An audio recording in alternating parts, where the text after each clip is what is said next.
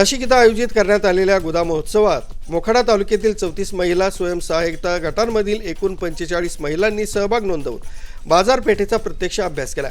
Deepak foundation आणि James financial foundation यांच्या संयुक्त विद्यमाने राबवण्यात येणाऱ्या एकात्मिक ग्रामीण विकास प्रकल्पांतर्गत या विशेष दौऱ्याचे नियोजन करण्यात आलं।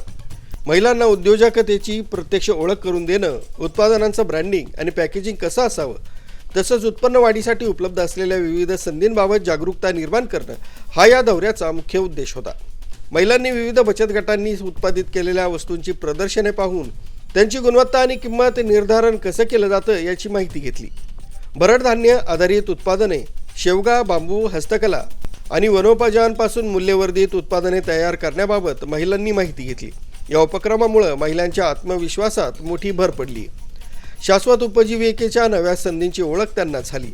आगामी काळात या महिलांनी निवडलेल्या उद्योगांना प्रोत्साहन देण्यासाठी, त्यांना ब्रँडिंग आणि बाजारपेठ उपलब्ध करून देण्यासाठी आवश्यक मार्गदर्शन आणि सहाय्य केलं जाणार असल्याचं यावेळी सांगण्यात आलंय। आरबी न्यूजसाठी पांडुरंग भांगरे।